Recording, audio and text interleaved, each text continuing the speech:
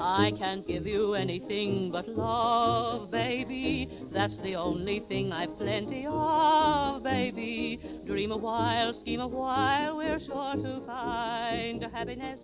And I guess all those things you've always... Today's film is the gem out of sRib.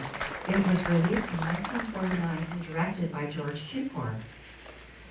It's about husband and wife lawyers who end up on opposite sides in a sensational women's rights case. The film stars Katherine Hepburn and Spencer Tracy as the married lawyers. This was the 6th of their 9 collaborations. The film also stars Judy Holliday in her major breakout role. Her next role was what shot her to the stratosphere of stardom when she played the screwball heroine Billy Dawn in the film Born Yesterday, also directed by George Cukor. She received an Oscar for her portrayal of the ditzy gangster's mall. Unfortunately, she only made 8 films during her short career because she died of cancer at age 43. During her life, she was known as a gifted comedian and beautiful, but unafraid to be the butt of the joke. She was a screwball heroine of the highest order because she was a sex goddess who came off her pedestal to compete with men on banter, one-upmanship, and kooky physicality. But today, she's best known for being investigated by the FBI and the McCarran subcommittee during Hollywood's Blacklist period.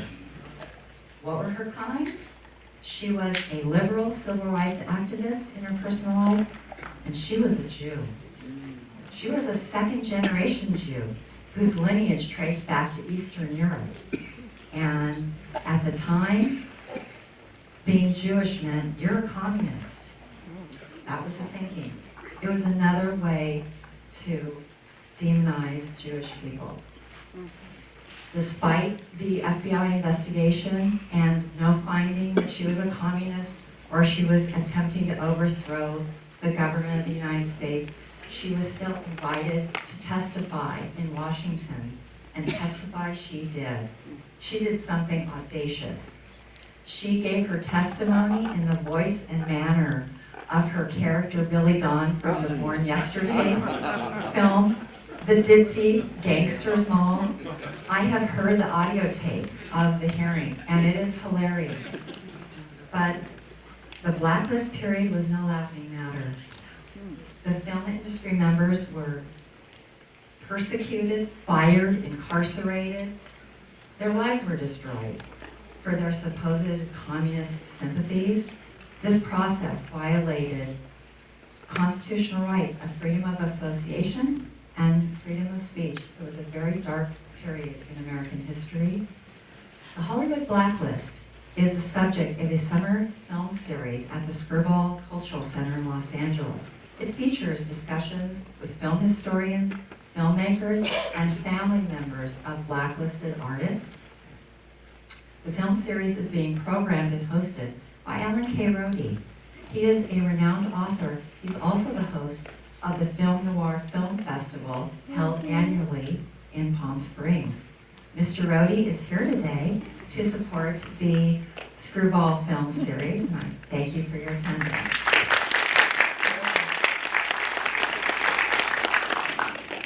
Now, to recap where we've been so far in our film series celebrating screwball comedies, we've talked about the definition of screwball comedy, that it's a satire.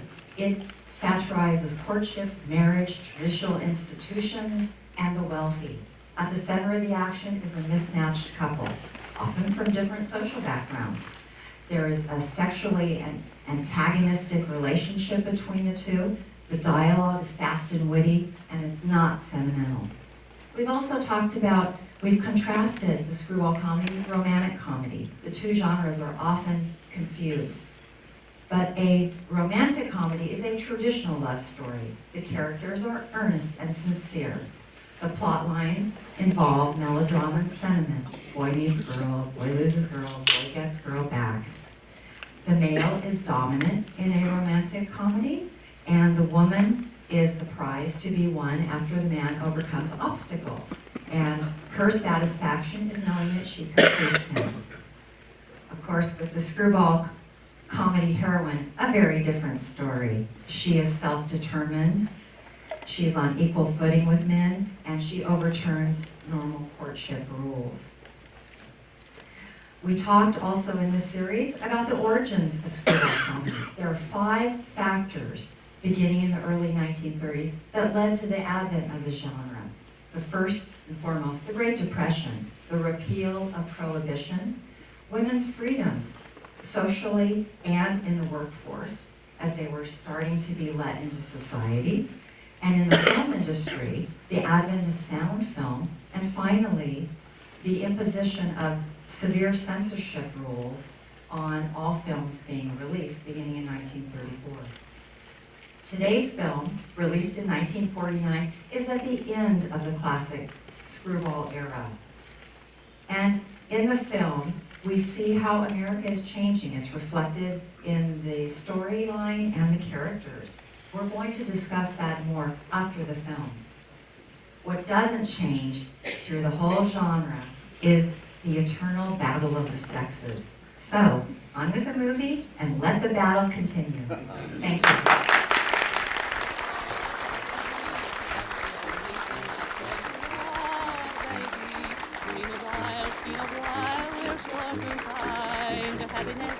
And I guess all those things you've always pined for. Gee, I'd like to see you looking swell. Baby, diamond bracelets Woolworth doesn't sell. Baby, till that lucky day you know darn well. Baby, I can't give you anything but love.